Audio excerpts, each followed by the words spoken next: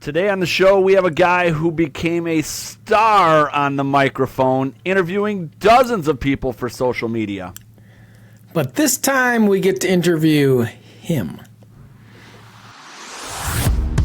It's showtime. This is The Ski Show, the ultimate show ski podcast, and your one and only source for all things show skiing, bringing you news, knowledge, and interviews with the legends and stars of our sport.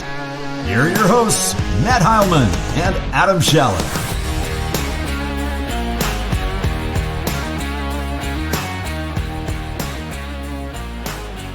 Welcome to The Ski Show, still the only media on the planet dedicated to the sport of show skiing. Today on the show, we have a rising star, Evan Marcus, and we expect this to be a fun one. We're coming off two of extremely popular episodes. Our most popular episode ever with the Pete Hegarty comeback journey, and our recent episode with Dave where we did our Mount Rushmore of the greatest show ski acts and have shared several of them on social media. They've had tens of thousands, now hundreds of thousands of views. Today, the Little Crow 321 Barefoot Pyramid hit 100,000 views on Facebook alone. Well, Matt, that tells me that I don't know that we really necessarily need to do a podcast. I think we just need to post old videos of cool ski show acts, and somehow get people to sponsor that. Yeah, and that's way more interesting to people than listening to us or looking at us on YouTube, right? Yeah, it is. It's cool. Like all those old acts, being able to find those videos, super fun to kind of relive those huge moments in show ski history. Well, yeah, relive them for us old people, but I would imagine there's a lot of people that have never seen that before. Never. Right? A lot of people. Now, a 321 River Pyramid, holy smokes, like when did they do that? Or when did prefab first start? Right. Yeah. Yep. That's why it's getting so many views. Yeah, it's cool stuff.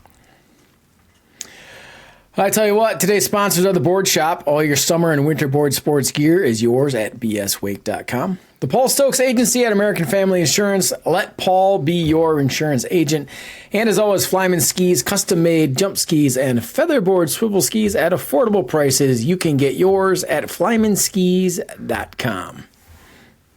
Season's here, Adam. We are just hitting May. Show in 4 weeks. Costumes, music, hectic time of year. It's upon us. Yeah, I hit the panic button about 10 days ago, and this is my panic face. But I've been after it. Last just all the little details, right? I mean, like, hey, can you do this? We need a sign for this, and we need music for pre-show, and we need. So it's all the big picture stuff we did in the winter, and now it's when you're finally faced with like, holy smokes, we need to put this on the water and on the stage. Then you start to get a little anxious, and haven't had a lot of help from the show director so far this year. You haven't? Apparently he's opening up a new business and decided to do that, in May. Yeah, who would do that? Like, frickin', I don't know. We decide to open up a bourbon bar in Verona in May on the cusp of water ski season, in a season that I am show director for Mad City. Yeah, I don't know how you're going to bartend and be show director at the same time. It's going to be. I don't either. Actually, tricky. I've already tapped into some help. I've got to delegate. I've got to lean on some of our other leaders and veterans. Life has a funny way of happening, and you can't time everything perfectly in life. And this opportunity came, and it's here, and here we go. So we're opening a bar, we're show directing, we're about to hit summer, and it is going to be a wild and hectic ride for us, for sure. So yeah, it's all good. It's all good. Yeah. I mean, the team's now got a place to meet and a place to display all of our second place trophies. It's great. Yeah, that's perfect. Well, Adam, Honey Barrel is not a sponsor yet of the podcast, but Flyman Skis sure is. They've been on the airwaves since the beginning, and you know what you're getting. Custom-made jump skis and featherboard swivel skis at affordable prices. Yep. These skis are made for skiers by skiers. They're fully customizable, or you can choose one of their awesome stock designs. We've seen tons of colors and designs all over the water. The photos from the All-American tournament were full of Flyman skis. That's right. If you need some honeycomb jump skis or a beautiful featherboard swivel ski, you know where to go. That's right, flymanskis.com. That's flymanskis.com. All right, so this week we have no hot takes. We got some fun stuff in store for our guest. We got a bunch of rapid-fire questions that we're going to come at him that he is not prepared for. But this guy's a rising star. He's a Wisconsin man. He's a Packer fan. He was a tremendous asset to Team USA. He's a professional, and he's a whole lot of fun. Let's say hello to our guest, Evan Marcus. Hey, Evan. What's going on, guys? Oh, not a whole lot. What's going on with you? Not a whole lot. Just getting acclimated to a new culture, but it's pretty sweet. Oh, they're all so nice over there. And coordinating this time. So we're recording at 5 p.m. Central Time. Is it 8 a.m. your time the next day? Correct. Yep, 8 a.m. So in the future. He's in the future. I'll let you know what happens. He'll know if this podcast is any good before we do. We're not going to talk about the future. We're going to talk about the past. Evan, tell us how you got started in skiing. Yeah, well, I was very fortunate to grow up on a lake. One our lake members are very proud of. It's called Blue Spring Lake in Palmyra, Wisconsin. Pretty small lake. It's about 133 acres, 2.5 miles around. And we got a lot of funky rules. We got to drive counterclockwise, and we got some fast boating hours, 10 to 5 on a normal day, except Wednesdays, it's 3:30 p.m. to 7:30 p.m. for those who might miss hours, on a work day so they could get home and ski or do their fast boating. But, this is what we grew up with. Is it otherwise slow no wake? Is it for fishermen? It's not for fishermen. We have kayakers, we have paddle boarders, we have people who just would like to sit out and see a calm lake, cottage goers, elderly, family. It's a good mix, and it's a little piece of heaven for us. So it's in Palmyra. Where did you go to high school? I didn't go to high school in Palmyra. I actually drove 30-40 minutes every day to go to high school in Waukesha. In Waukesha. All right. I went to high school in Mukwonago. Yeah, that was an option. That was probably only 15-20 minutes. So yeah, a little closer. Mm-hmm. Yeah. Cool. Blue Spring Lake. I'm going to have to look that up. Yeah. Little piece of heaven, man-made lake. Used to be a tourist attraction. There's a spring with a bridge, and then they dammed it off. It flooded the field, and you could still dive down to the deepest point and see that bridge where the spring was. It's pretty cool. Oh, wow. That's cool. Very cool. When did you get started in show skiing? How did that work? Was your family involved? When did you get involved? My family was really only involved in skiing recreationally. We'd go out and kneeboard, tube, jet ski, kind of just do all the fun stuff. Nothing super competitive or anything. But we had a ski club that originated on our lake probably in 1950, and it ran for a handful of years and then went quiet for about 30. And I think around 2012, my sister saw photos, heard stories of people coming to the lake during a cottage time, and they did it for the summer, and it was so fun. They made friends that she wanted to bring it back. So we resurrected a ski club. We had a lot of help from people that were on other ski teams that lived on the lake, that gave us a lot of influence. And it was all about kind of developing fun, sportsmanship, teaching people about show skiing, and it's still going to this day. But we started behind one single boat with about 6 to 12 people, and kind of just ran with it. And it's just our fun thing to do during the summer. And that club still exists today? Yep. We have more than one boat. We have a twin rig. We've had a single rig. We've had an inboard or two. We got a pickup boat. We got a half-size beam and ramp now. So it's pretty sweet. What's the name of the club? Blue Spring Lake Ski Club. Okay, there you go. That's all there is to it. Yeah. But back in the day, we used to only use my family's boat, and we used to take off our raft So just one singular raft. And I remember one of the first shows we had, Robbie Allen also grew up on the lake. He was our show director at the time, and he ran around the lake the day of our show asking people to borrow their rafts, and he would tow them across the lake. He had them all ratchet strapped together to make one long dock, and that's how we did our first show. Oh my goodness, this sounds like a story from the 1950s, like how a ski club started, and this was not that long ago. Yeah, it was really fun having that be my start. It just kind of felt like our own little thing going on, but it was really unique and really fun. So I mean, you started your own kind of like small little club. Like, who were your mentors? Where did you learn? I mean, you're an accomplished skier. Where did you learn all of that? It took a lot of time to learn the things that I've learned, but one of my first and foremost mentors was a guy who grew up on our lake. He was also part of the Lauderdale Locker skiers, but living on the lake, this is where he mainly skied. His name was Lucas Twellmeyer, and he instilled his passion into me like none other. I mean, this guy is like go, go, go from the start. Like, we can have, like, from the start of our boating hours, he is like hit it all day long and hit it hard. He can do everything. He's doubles, back barefoot, front barefoot, jump, trick ski, you name it.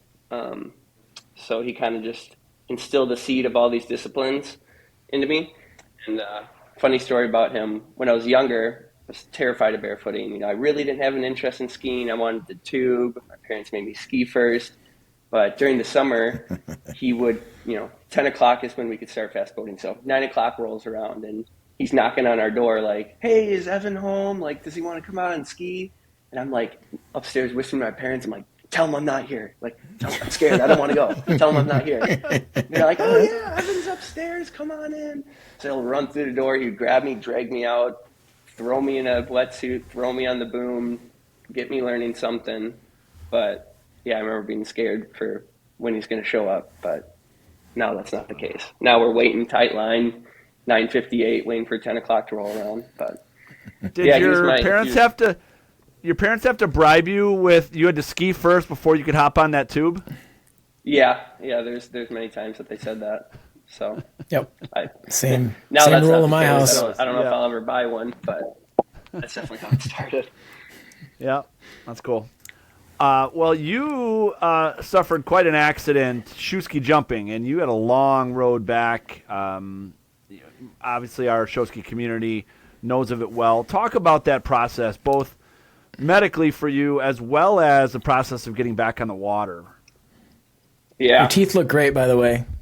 Thanks. Yeah. Not bad. Don't get too close, but yeah, it's definitely been a long journey, and I can't thank the people that supported me right when it happened enough. From family flying down to Caroline and her family. I mean, just the endless things that they've done to help me adjust, whether it's diet or, comfortable living, making sure I'm all right. Friends stopping in day to day. I mean, it was one day after the next kind of thing. Just trying to push through, but the amount of support that I got was huge. So whether it's friends coming around to where I could walk outside, watch them on the dock, ski, still try to be around a social setting, that really kept my mood up. How long were you off from skiing? I want to say it was maybe only 2 or 3 months. 3 months. Wasn't crazy long. Bone heals pretty quick. How long were you on a liquid only diet? Too long. I mean, yeah, too long. We were starting to get a little too creative with things, but we got so sick of the basics. Didn't you blend up a Big Mac or something? I mean, you could only blend certain variations of fruit for so long to where it all tastes the same. It's all the same color. I had to get some savory in me. Yeah, that was one of the first things I did. There was also one night I was dying for something. I remember it was a taco night at our house. There's the whole buffet line of add your toppings, and I just looked at it and I started throwing it in a blender. I'm like, I don't care. I need something. I can't do fruit. I can't do eggs. The little baby packets of applesauce. It got old. I bet. Oh. Crazy. Well, And you got back in it, and then you had a road back in recovery. So, like, through that process, Team USA application happened. The team was announced. We had some roster changes. And as you got back on the water and got your skills back and were grinding at it and kicking ass, you got named to Team USA. How was that, and how was that Team USA experience in Australia? Yeah, I think you remember the phone call when you guys called me. You were wanting to talk about a different topic, and I thought nothing of it. And then I think you could tell from the result of the conversation, I may have been a little emotional just because the excitement of, pushing yourself, getting injured, realizing it's still on the table, pushing yourself again, and then getting it. I mean, it was exciting. Really can't think of words. I choked up when you guys called me, but I mean, moving into Team USA, I mean, being around the practices with your friends, it felt casual as well as competitive, which was, great. It's like you're talking to one friend, you're skiing with another. The whole environment was awesome. Moving into Australia, traveling, I've never been out of the country besides once before. So to go all the way across the world was super cool, and with your best friends the whole time. Yeah. Nothing compares to it. It was sweet. I'd do it again in a heartbeat. Yeah, that's amazing. Well, speaking of traveling across the world, I mean, now you're still there. I mean, you came home to get teeth, right? And now you're back in Australia. Quick turnaround.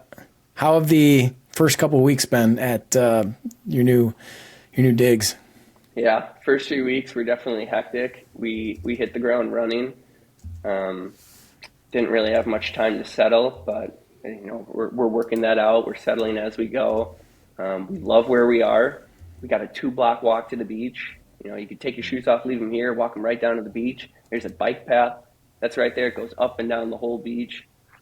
Everything's super accessible in the city. The lifestyle's awesome, and yeah, it's pretty sweet here. That's cool. How's Gold Coast been? How's the ski show been? Getting acclimated into that show? Good. Yeah. There's a lot of things definitely that are on the table for us to learn. So kind of just going day by day, whether it's they want us to learn this, that, practice that, this, that. We're trying to keep up with our bodies and doing the best that we can to stay healthy, and then just keep grinding, just trying to give them our best effort. Are there any dances that Caroline has to learn?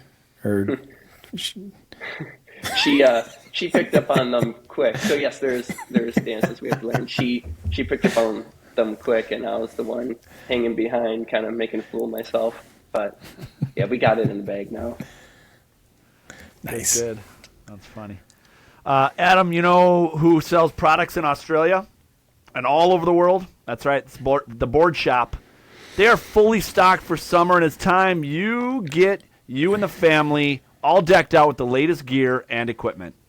Yeah, boards, binding, skis, follow jackets, apparel, sunnies, accessories, and so much more. I mean, they're the one-stop shop for all your summer needs, and it's time to get on the lake, so you need to visit the Board Shop before you get on the lake. Yep, they're located in Lake Geneva with an incredible shop, or you can jump online and buy everything you need at bswake.com. Use the promo code SHOW15 for a discount on your purchase. That's right, promo code SHOW15 at bswake.com. All right, now it's time for some fun stuff. I was going through this script last night. I got to give my wife a lot of credit. She came up with some great questions here, but we were just sort of, and then Adam and I had a bunch of dialogue last night. Like, we've got some rapid-fire questions for you that's going to be fun, and we're going to just let her rip. A lot of these are short answer, one word. It's going to be fun. Adam, we might not let you answer. Well, I mean, this is inspired by the interviews that you conducted with Pete at World. So it's going to be fun for us, but maybe not so much fun for you. We'll see. All right. We'll see what the filter allows. There's no filter here. All right. We talked about you now being at SeaWorld. Do you actually ski in the show, or do you just carry Caroline's ski? Both, but mostly carrying the skis. There are actually a bunch of roles, you like grab other people's equipment and run around with them, but yeah, trying to give her ski. Spotlight. Yeah. So with the incredible interview skills that you showcased at Worlds, do you ever want to host this podcast? Yes, with the support of a certain someone, we'd like to dry fire you guys with some questions. Well, someday. speaking of that, who came up with all the interview questions, and why is Pete so much smarter than you? Yes, and yes, he is smarter than me. Who came up with them? Oh, geez, I don't know. Our very complex brains. They are complex. So you have a nickname, Evcat. Would you consider yourself a furry? No, I don't want to identify with that side, but I'm all for nicknames. Okay, where'd that nickname come from? That one came from the Dells at the time. Mark Mikey liked to put dog behind everyone's name, like, hey, Ty Dog, Mad Dog, Yeah. F Dog. We already had an Evan, the jet skier, so naturally, I think somebody kind of tossed out dog, cat. you're a cat. Exactly. And the girls, such as Gabby Tash and Olivia Main, they just ran with it. I mean, they just ran with it. Yeah. So kitty cat, this, that cat. Do you have your own line of clothing? Not yet, but You should. You should. Are you related to the Marcus from Marcus Theaters? Yes. Are you related to the Marcus from Marcus Theaters? No, but I told everyone that in high school. Tried to be cool. Be like, hey, you wanna go to the movies? I actually own the place. When did you decide you wanted to be an announcer? And why are you still skiing? I'm debating the announcer. For sure, when I retire, I want to be a boat driver. Just stick me in an inboard and, let me have my moment. But announcer, that one's in the works. Why are the Packers going to win the Super Bowl this year? I mean, because why not? They're the nation's team. It's not the Cowboys, America's it's the Packers. team. That's right. Yeah, America's That's team. Everyone loves them. They got the best fans, and God's truly on their side. Have you gotten Caroline fully on board with Packer fandom? Fully on board, I'd say yes. She doesn't have an article of clothing from another NFL team, so I think that means she's a Packer fan. So I think we're doing pretty good. Does she follow football at all? When I make her watch the games. Yeah. All right. Yeah, that's what I thought. Where do you get your expert social media photography skills? I think you know the answer to that. There's a lot of influence I have, a lot of practice. Yeah. You have had a lot of practice. All right, we're going to play a little Kiss, Marry, Kill here. Kiss, Marry, Kill. A jump ski, a sky ski, and shoe skis. Well, I think the shoe skis need some retaliation from what they did to me, so I guess I'll off them pretty quick. I'll probably marry the sky ski. I think I'm going to be able to do that longer. Yeah. And I'm kissing those jumpers. Sweet. All right, we're going to do a new segment here sponsored by Honey Barrel Bourbon Lounge. I lied earlier, Adam. It's not a sponsor of this podcast. It is a sponsor. So we're going to do a new segment. I want to see the receipts. We're going to do a new segment called Would You Rather? Would you rather jump next to Matt May and Dave Reinhardt or be credited as Caroline's photographer when she makes it big as an influencer? Careful with this one. I don't know. I kind of want that credit. I don't know. She might be off making millions one day. Billions, who knows? I mean, to remember where it all started. You could do that jumping, couldn't back you? In the day. Yeah, I guess I could do that too. But I think it'd be kind of fun to get some social media clout. Yeah. Would you rather own a Malibu, a Mastercraft, or an Nautique? I grew up on a 90s Mastercraft, and I've worked at 2 Mastercraft dealerships. So I'm going to have to say, no, just kidding. Mastercraft. Yep. Born and raised. You could ski one professional show. Would you rather ski at SeaWorld Texas, SeaWorld Australia, Legoland, or Tommy Bartlett? For the rest of my life, man. Yep, Would you rather? This is it. Yeah, I got to bring back the Dells. It was my first one. Like, what it meant to me to get there. Like, it was a lot of hard work. I felt like I was traveling back in time after watching the show as a kid to like finally achieving skiing there, and just the beyond fun things that went down there and all the things that I learned there. It was awesome. I'd be back there in a heartbeat. I don't care what it took. I'd do a clown for 2 years straight if that show would come back. Speaking of Bartlett's, I want you to tell the story that you told me at Worlds about I can't remember what act it was, but you fell multiple times in the same act. I need you to tell that story. Oh yeah. I think that would have been probably shoe ski.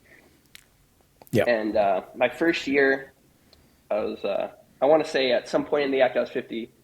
Like whether it was like the stage landing, which was insane. It was pretty much like you were hitting the jump, or the jump itself, which was hit or miss, very difficult. And then the act being right after ballet, it just felt like every man for himself, even though it was two guys. So it was always a blast. But I roll out on the dock. I'm with Liam. We're doing our normal thing. Wave to the crowd, take off 1 foot, tight whip around through the rollers. Coming back through, you're ripping turns. It's like, all right, ready, 1, 2, 3. Liam catches a heel. I just hear him like pretty much like give like a good old heel catch. And I'm like, oh no. All I'm thinking about is my friend just tanked it, and now I got to jump alone, and I'm already 50%. What I forgot to preface was my family and my show ski team were in the crowd. And most people know that when family comes to these sort of things, you tend to start falling. So now I'm thinking about family. I'm thinking about I got to do this alone. And I'm coming to the ramp just chattering, crush stick, out the front. I'm like, oh, great. Like, all right, well, I knew that was happening. It's whatever. I could let it go. Jeremy's driving the boat. He comes around to pick me up. And he looks down in the water. He's like, you're going again. I'm like, I'm what? I'm doing what? So mid-show course, jailer costume, wetsuit, deep up, finally stand up by outside the show course. I'm gassed, okay? I was just turning. I was just trying to survive rollers. I fell in one jump. I am gassed. I'm like, surely there's no way I make this one. Coming through, wetsuits everywhere, costumes everywhere, crush stick, hit the water, out the front again. Double munch in front of the family. And the worst part about when you fall in shoe ski, you have to swim in, you have to run up stage, and you have to run across the whole stage in your shoe skis, heavy, sopping wet costume. There's mom and dad. There's the ski team waving at them. Oh, poor Evan. It was like a nightmare. It was a nightmare. I just remember I'm like, okay, jumping alone, doing it again, running across stage. I mean, that'll play in my head for a while. That's funny. Now I understand. Yeah. Why you'd kill shoe skis. I get it. All right. Would you rather be a Bears fan or a Vikings fan? Got to pick one. Vikings fan. I don't want to go that low. Like Vikings fan. All right. Would you rather have teeth or be the world's best jumper? Have teeth. Yeah, I'd rather eat comfortably than, yeah. I'll leave that to somebody else. So many young kids going out there killing it. That's their job. Do you miss not having teeth, and did you get a discount on dental cleanings? I guess you could maybe say I got a discount on dental cleanings. And do I miss not having them? It was fun to have a little conversation piece or a joke to play, but practicality-wise, no. I like being able to smile, see a smile in photos, and just, eat a little bit more comfortably, be a little bit more normal. Yeah. Will you ever grow up and get a real job? Yeah, one day. What it'll be, who knows? But kind of just letting the flow of life take its place, and we'll see. As you should. You're at that perfect age. Just do it, buddy. Keep doing your thing. Yeah. Doing my best. All right. What's a Legoland locker room story that hasn't been told?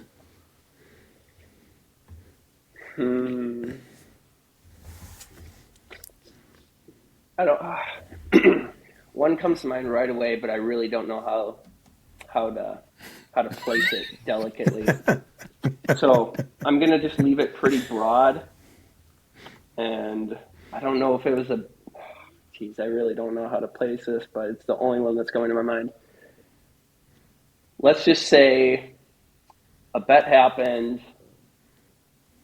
It involved a Nerf gun and a dart being shot.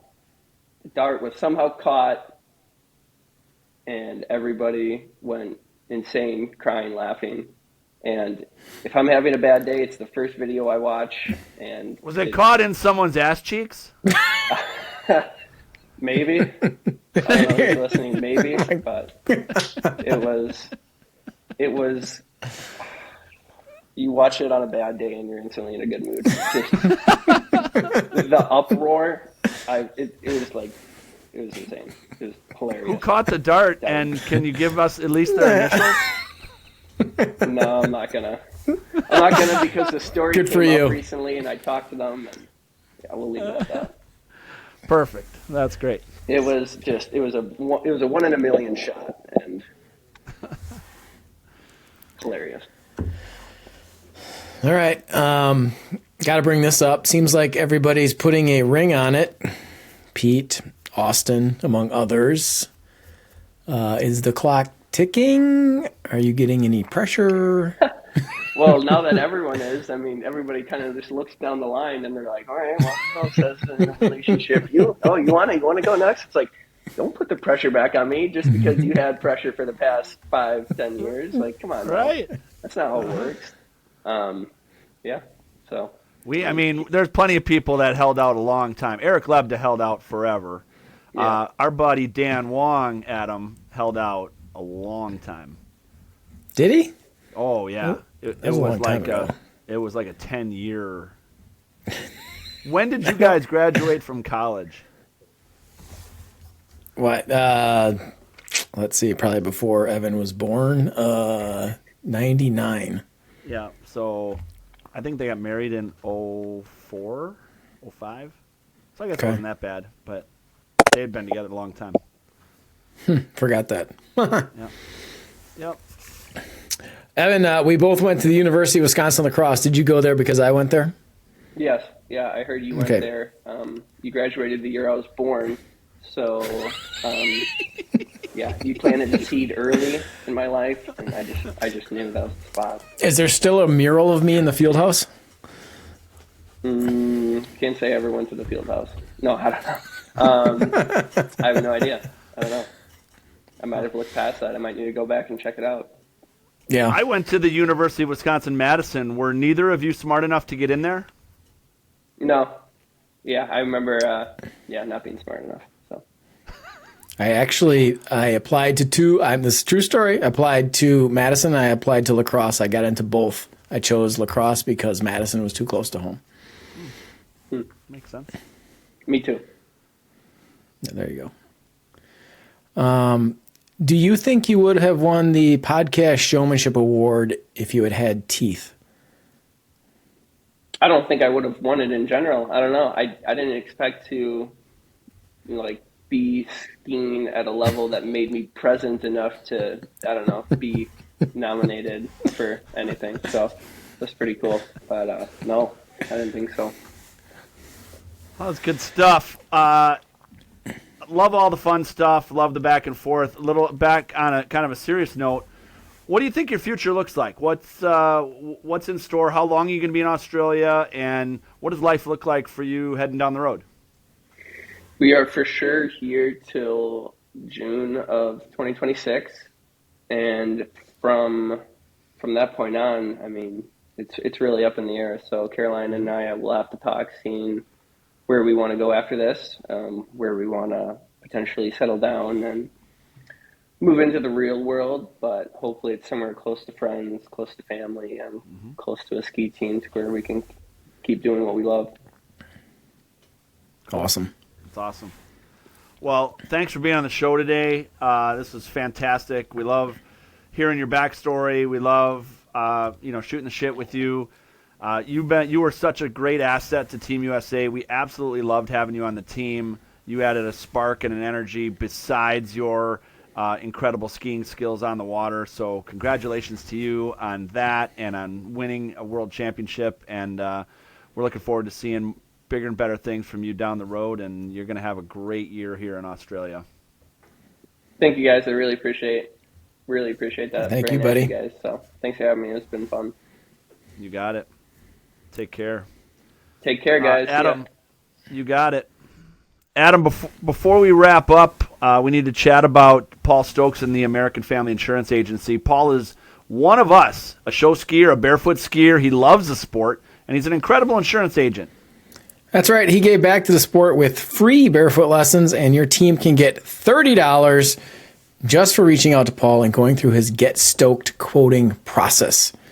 You heard that right. Just reach out and get a quote. There's no obligation, and Paul will donate $30 to your team. That easy. That's right. You can't go wrong with at least checking your options with Paul. He's an amazing guy, and he's given back to the sport, and he will take care of all your insurance needs. Get stoked and stay stoked with Paul Stokes and American Family Insurance. Thanks again to Evan for a fantastic episode today. That was fun. I'm sure we're going to pay for that in the future. I think he's going to probably host this podcast, I would imagine, in the near future, and that should be an interesting one. Yeah, we should let him. We should turn it over to him. 100%. Let him roll. That'd be great. Thank you to our sponsors this week, Flyman Skis, custom-made jump skis, featherboard swivel skis at affordable prices. Get yours at flymanskis.com. The Board Shop, they are stocked with all your summer gear. Check them out in Lake Geneva or online at bswake.com. And the Paul Stokes Agency at American Family Insurance. Reach out to Paul, get a quote, get $30 for your team. And thanks again to all of our listeners and viewers. This is Matt and Adam, and this is The Ski Show.